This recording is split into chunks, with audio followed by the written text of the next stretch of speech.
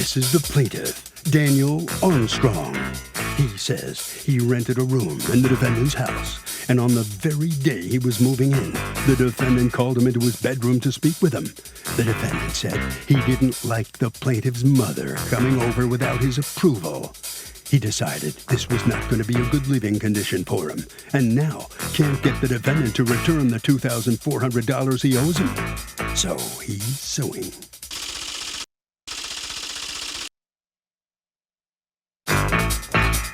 This is the defendant, Angel. He says he discovered a breathalyzer device on the plaintiff's steering wheel and did not divulge he was in any sort of legal troubles. He asked him point blank, and the plaintiff out and out lied to him in their initial meeting. Now he wants a full refund? The plaintiff is trying to squeeze money out of him, and he's not a guy who gets squeezed. He's accused of freaking out a renter.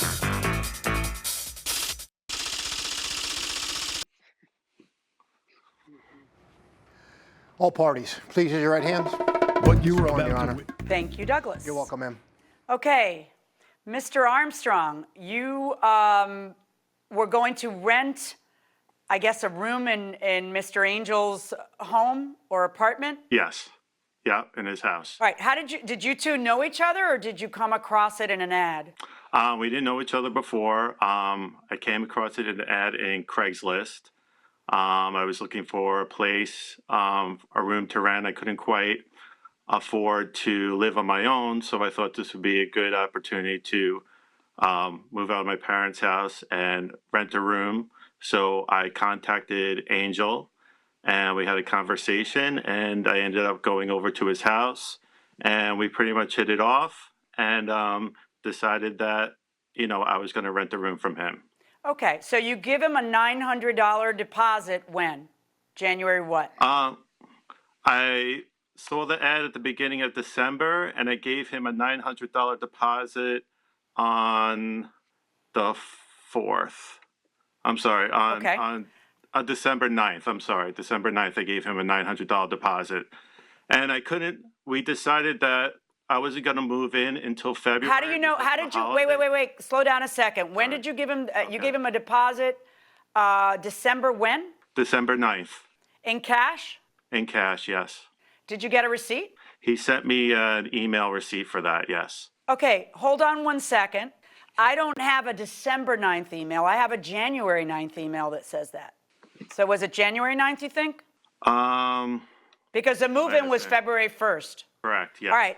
Yes. Well, actually, the email's January 9th. It says, let this email serve as a legal receipt of $900 in cash paid on 1/3. So I think you were closer to right the first time, that it was on 1/3. Yeah. All right.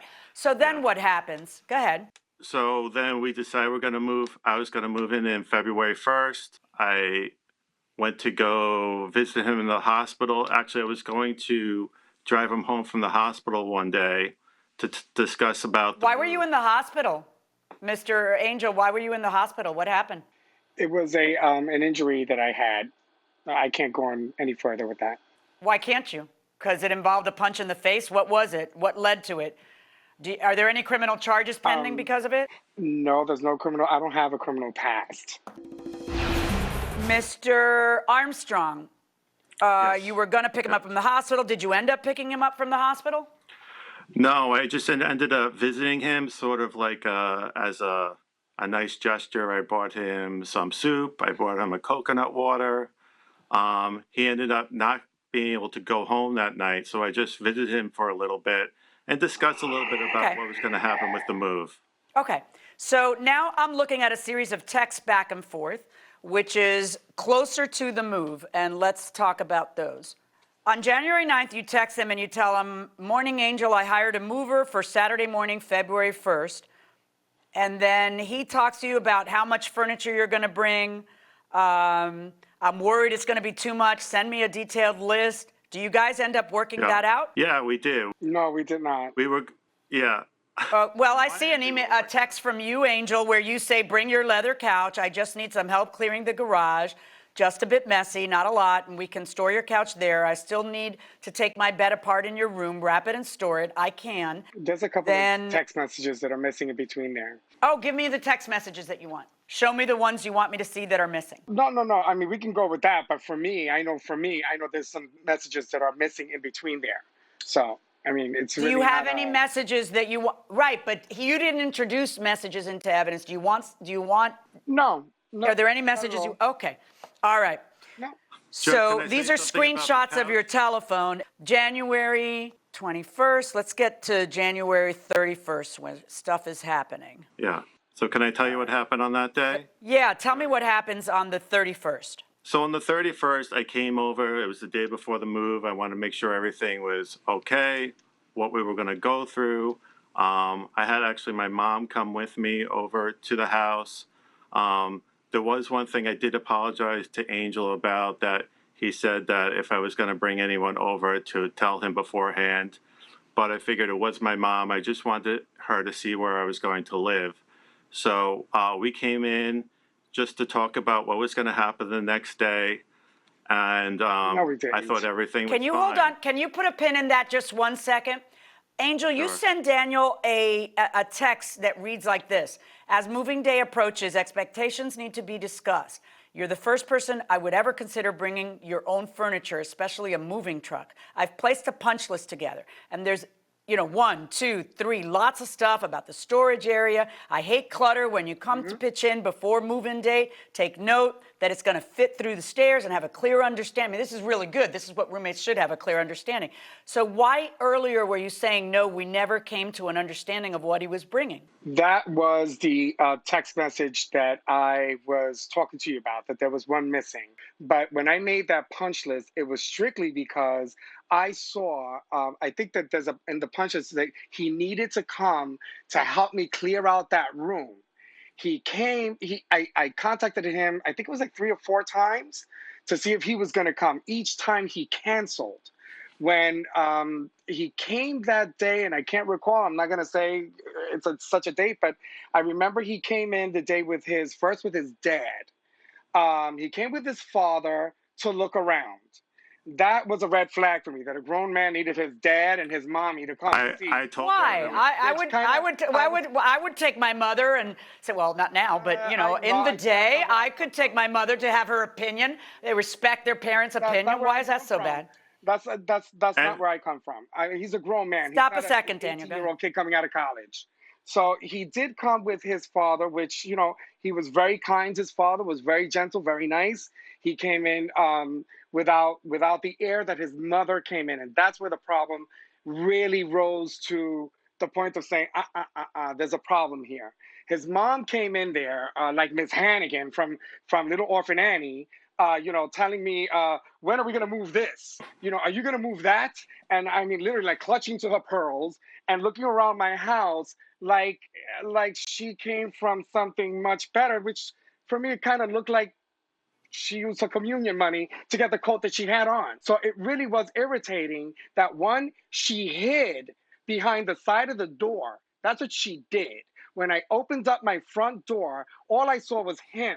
And then all of a sudden, peekaboo, this woman pops out of nowhere, and they both laughed like it was a joke. I had just gotten out of bed. I was in my underwear.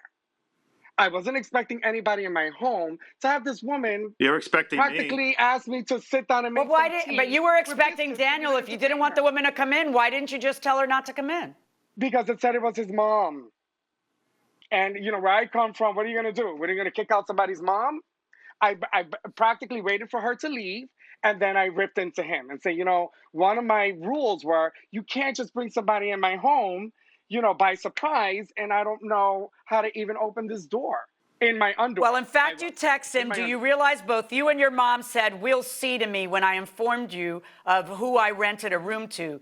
Come on now, I will always address everyone in my home, for that's how I was raised. However, when any issue arises, such as today, my hope is that who I'm addressing keeps it in mind. I'm only voicing my ouch, you just stepped on my toe, so it doesn't occur again. I will always keep to my agreement, always. You must keep to ours. This is exactly why I placed all visitors must be announced. Please, when bringing anyone to my home, no more, let's take a tour. So what ends up happening? Go ahead, Mr. Armstrong, you go on with your story. I just recall you. I apologize for saying that my mom was there and that he, and he wanted people to be announced before they got there. But I figured this is my mom. I want to show her where I'm going to live. She's going to be. Okay, here I don't care. Yeah, I'm done with your mom. Let's go past your mom. It's now moving day. Okay? You send him a text where you tell him the truck is packed, took only 30 minutes. Yay. Bring you good energy your way. I'm so excited. You are going to share your home with me. Thank you. See you soon. Yeah. And he writes to you, please make sure you have everything in place. I texted you on 125. You're telling me that you had a complaint because he hadn't emptied out the room, but you know that on 131, and you know that when you send this text, if that was some big problem, he had hired movers, so I presume all that was going to be done then. The agreement was that with his movers, and that's what happened that morning, with his movers were supposed to clear out my room. I got word that very morning they weren't going to do that. So he kept it on and on for a couple of months. Okay, hold on one second. Mr. Armstrong, they were or they weren't going to do that? I'm Harvey Levin. The plaintiff was going to move in with the defendant, but said he had a really weird feeling about the guy on moving day. Now he wants his money back. Defendant saying, ain't no money going back because he didn't do anything wrong. Let's go back into the courtroom. When I came to his house the day of the move, I got there maybe 15 minutes before the moving truck got there. He said, I'm not feeling well, can you come up to my bedroom, we'll discuss the move. So I get to his bedroom doorway, he's in his bed. He said, I didn't have time to move the bed. Is there any way your movers can move the bed downstairs and into the living room? And I go, whatever's going to make you happy, that's fine. I'm totally fine with that. So on my dime, I was going to have the movers move the king-size bed downstairs into his living room. So sorry, Judge Milian, but I'm sorry. No, Mr. Angel, don't be sorry. Just be quiet. I don't get. Just be quiet. It's over. Let him talk, and then you'll have. Goodbye. Aguanta un momentico. Just wait. Listen. The way this works is he talks, then you talk. Okay, he's absented himself from the courtroom. That's fine. If you change your mind and you want to join us again, that's great. But we're in the middle of a trial. He's absented himself, and you go on and tell me what happens that morning. Okay, so the movers get there. We get to his front door, and he yells out the window, wait 1 second, I'll be right down.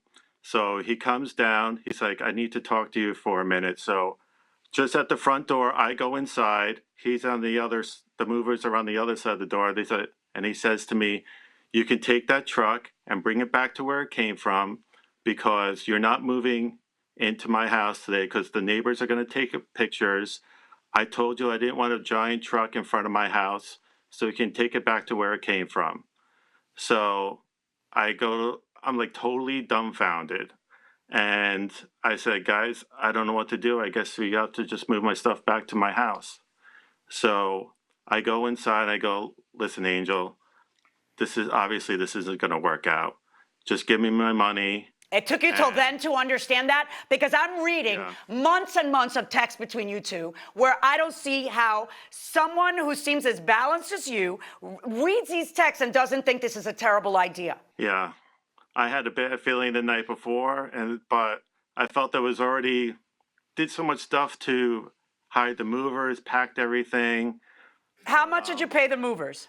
I see the receipt where you paid the movers $600. Correct. All right. Yes. And how much had you paid this gentleman? I paid him $900 security, and then the day before I moved in, I paid him another $900, so $1,800. On January 31st. Okay. Correct. All right. And how much did he return? 0. All right. I am finding in your favor in the amount of the $1,800 plus the $600 for the move. We can't all do whatever we want to do whenever we want to do it. Sometimes we have to stick to the rules. Verdict for the plaintiff.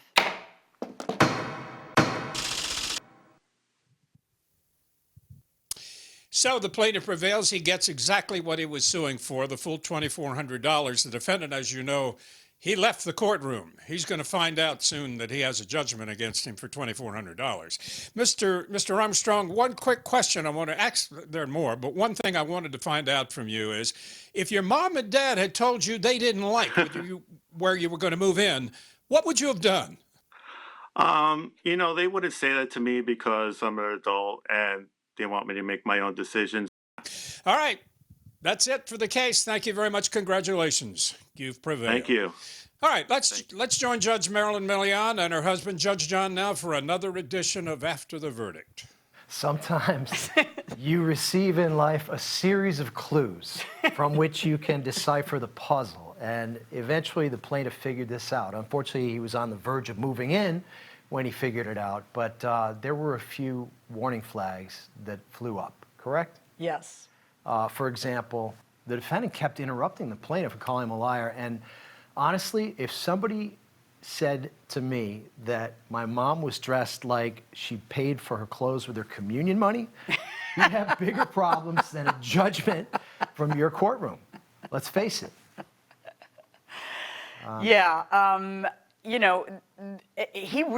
It sounds like he just freaked out because of the size of the moving truck, which is unreasonable, because in the emails, in the text beforehand, it was very clear what the man was bringing. He was bringing his own stuff. What difference does it make? He was bringing his own bedroom. What difference does it make what size the truck is? Right. There was Say and so do much whatever you want drama to do. in the text messages, and the plaintiff seems to have entered into this in such good faith. He actually goes and visits the guy in the hospital. Yeah. He's going to be his roommate. What more can you ask of Right. somebody who might be coming in to live with you?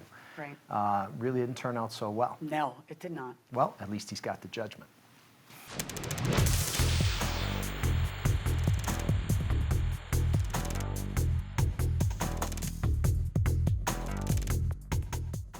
Well, Harriet, here's the thing. The contractor may not have been working on your floors, but if he damaged your floors, then he is responsible. And as a matter of fact, he is responsible even if it costs more to fix the floor than he got for the job. That is just the nature of the beast. If he's working in your home, he has to be responsible and cannot be negligent.